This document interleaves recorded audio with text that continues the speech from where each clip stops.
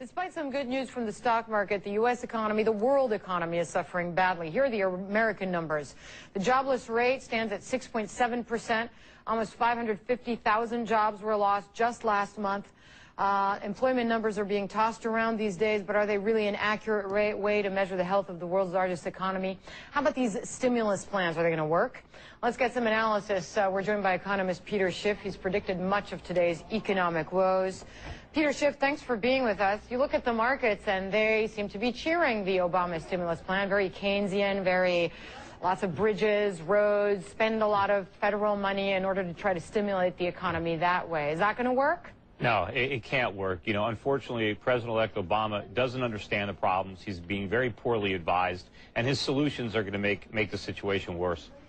You know, even unemployment, you mentioned, I think the unemployment problem is already greater than they realize. I think there's a lot of people who have left the workforce. They're discouraged. They're not being counted. There's a lot of people who are working part-time that would rather be working full-time. I think there's a lot of independent contractors and a lot of commission salespeople who are still employed, but they're barely making any money. But unfortunately, what Obama is planning to do is not going to help the situation. He's going to put more people to work in the public sector, but at the expense of destroying even more jobs in the private sector. Well, why would that happen? I mean, you have contractors, you have companies that assist public works initiatives that would help create private sector jobs. No, but what happens is money is being redirected. I mean, sure, it's going to be good to have better bridges and better roads, and they're certainly in disrepair. But the fact of making these repairs doesn't improve the economy. I mean, what improves the economy is the fact that we have better roads and better bridges. But unfortunately, it takes resources to get them there. And in order to do that, in order to bear that cost, we have to divert resources from other parts of the economy. You know, and so this is not, we're not going to be able to spend ourselves into prosperity. Well, I'm having trouble understanding why it would be an issue to stop the hemorrhaging. You lose 500,000 jobs in 1 month. If the government spends money to repair bridges that need repairing, but the government doesn't. This isn't just an empty spending initiative. The government doesn't have a pot of money that it can draw from. The government has to take the money from the private sector. Either it does it through taxes or it does it through inflation by just creating money.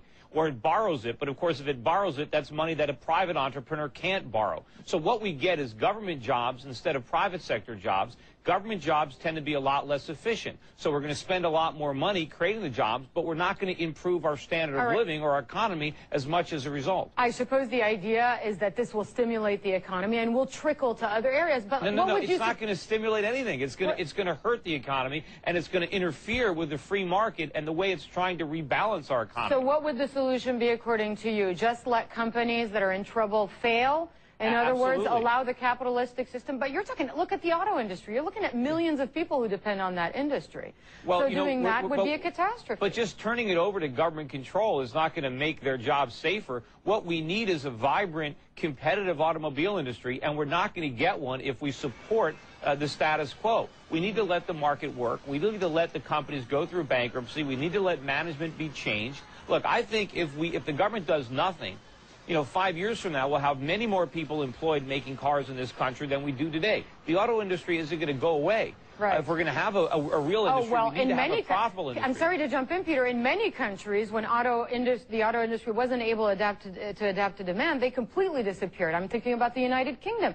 For example, you can have a worldwide economy without GM, but the problem is that in the short term...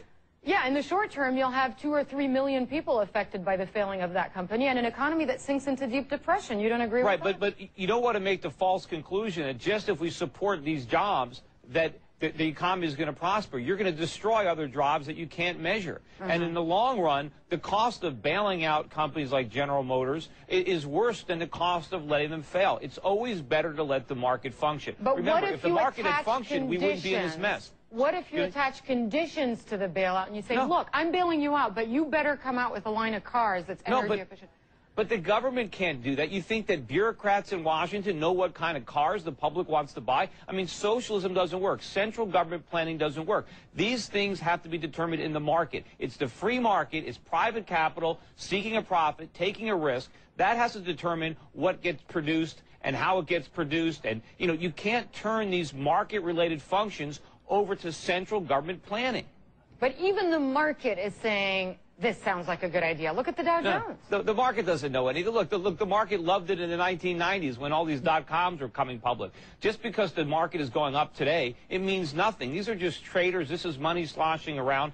In the long run, the market is going to suffer, particularly in the United States, and our economy is going to be weakened dramatically as we move more and more away from free markets and capitalism towards socialism, towards centrally planned economy. This is what is at the root of our problems. Our economy is in trouble today because we veered away from the free market. We had the government setting interest rates too low. We had the government creating moral hazards in the free market. We had the government distorting the economy, blowing up these asset bubbles. We are now suffering the consequences of too much government. The last thing we want to do is add insult to injury, bring on even more government now. We can't survive it. We've got to wrap it up, but quickly, some would say the banking industry kind of ruined things by not having enough control over it, not too much control. Not at all. Look, the banking industry is heavily regulated. The brokerage industry, of which I'm a part, is heavily regulated. We got tons of regulation. The regulations are the problem. If the government stayed out of the market, the free market would provide regulation. Instead, the government interferes and removes the natural regulatory process that exists in a free market.